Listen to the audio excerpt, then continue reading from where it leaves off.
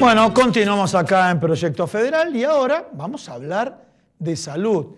Y estamos en comunicación telefónica con el doctor Ricardo Stecher, jefe de infectología del Hospital de Clínicas. Ricardo, Ido Llaga le habla, ¿cómo anda usted? Buenos días, buenas tardes, ¿cómo le va? Bueno, Ricardo, tantas preguntas. A ver, en el día de ayer, en declaraciones que hizo el ministro de Salud de la Ciudad de Buenos Aires, dijo lo siguiente, palabras más, palabras menos: estamos comenzando el pico de la pandemia y este pico de la pandemia, mirando lo que pasó en Europa, puede llevar de 6 a 10 semanas más. La primera reflexión de parte suya, si es tan amable. Bueno, estamos asistiendo a un aumento de número de casos y esto probablemente tenga que ver con el que se está empezando a buscar en forma activa casos, así que es bastante lógico que esto iba a suceder en algún momento. Si este es el pico, lo vamos a saber en la medida que este número empiece a descender. No hay manera de predecir un pico. Bien. Lo mismo el tiempo de duración. O sea, los picos de una pandemia se pueden evaluar una vez que pasaron.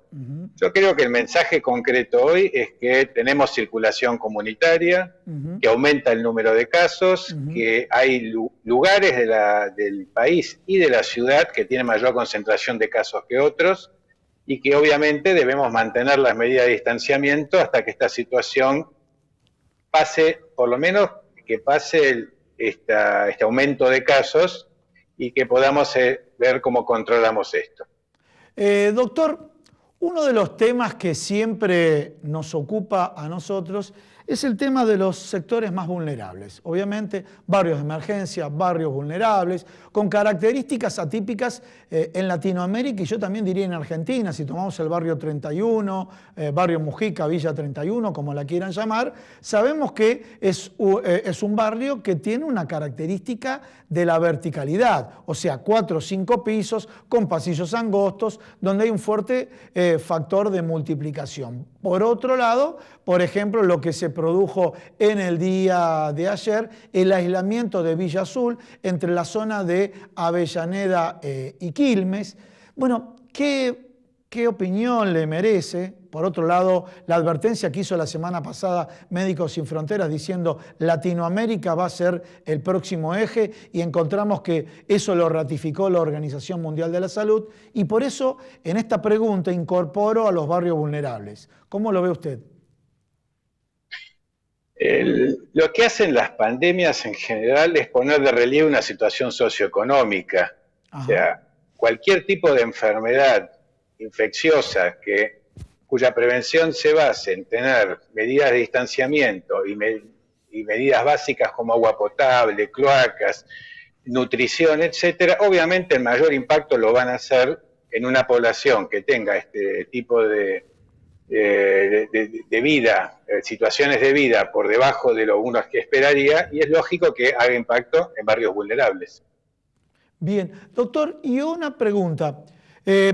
Ya estamos viendo y escuchando noticias con respecto a, bueno, en su momento fue la esperanza francesa, me refiero a Didier Raoult, me refiero a las pruebas con cloroquina y doxicloroquina, acitromicina, esta combinación, donde ahora le dijeron a la gente, señores, ya en su momento se advirtió, cuidado, pero parece que los resultados están marcando mayor cuidado todavía, ¿no es cierto?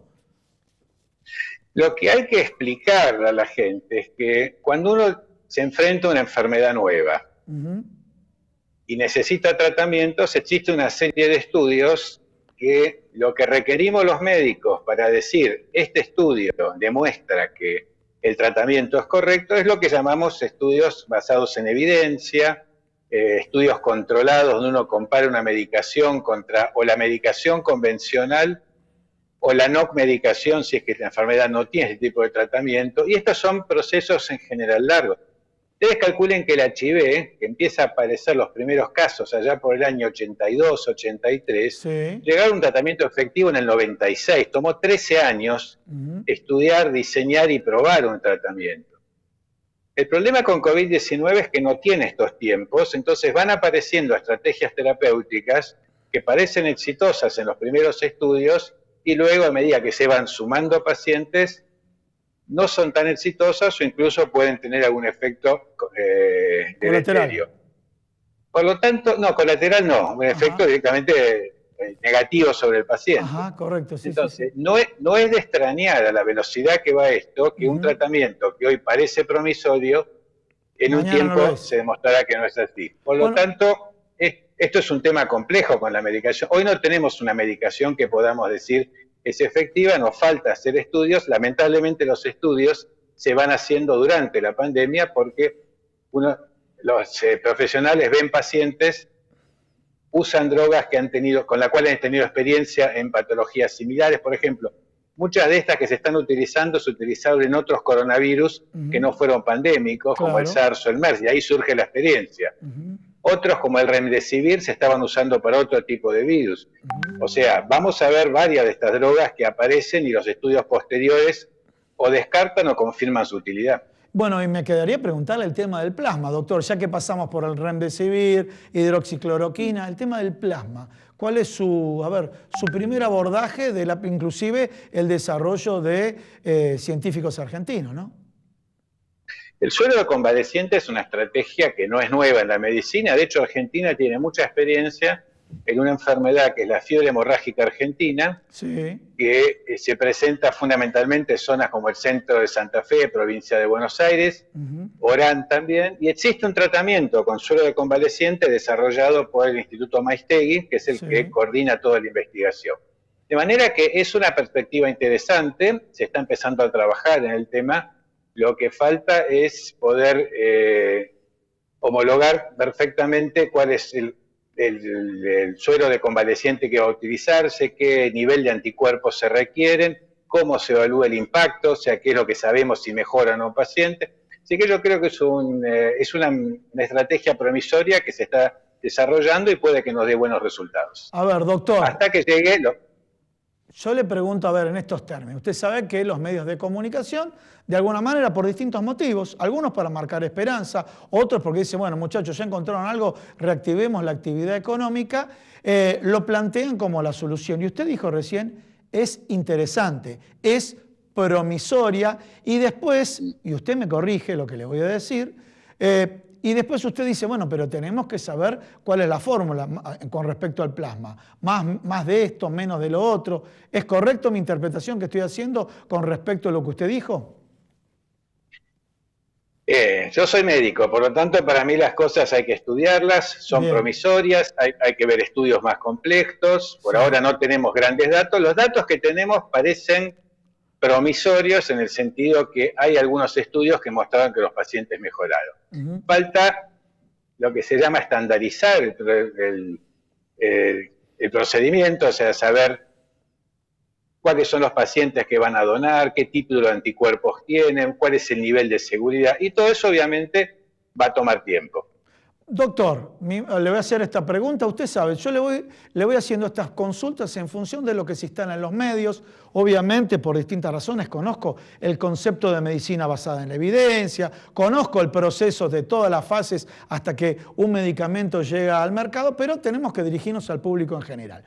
Por ejemplo, en el día de ayer, ya en algunos medios apareció que en Singapur hay algunos estudios que dicen que el COVID-19 termina o culmina la etapa de ser altamente infeccioso en el día 11. Bueno, me imagino que tal vez esa documentación no llegó en manos de los médicos infectólogos del mundo, pero cuando se instala en los medios ese tipo de noticias, ¿qué advertencia debemos tener nosotros? En realidad, el problema que tenemos... Alguien me preguntó alguna vez qué diferencia hay entre la pandemia de influenza del 2009 y esta. La primera respuesta que se me ocurre es el nivel de información. No había redes sociales en esa época. Bien. Entonces la información circulaba, llamémoslo, más lenta, y toda información lenta tiene una ventaja, que permite analizar y sedimentar. Bien. Hoy las cosas, alguien las escribe, las publica y salen rápidamente. Así que hay que tener mucho cuidado con ese tipo de información. Con respecto a la pregunta concreta de los días, lo que estamos viendo a través de varios estudios es que la infectividad, lo que es la capacidad de replicación del virus, es decir, que el virus se replique, sea infectante, parece que va bajando con los días y es muy poco probable que lo suceda después del día 10 u 11. Bien.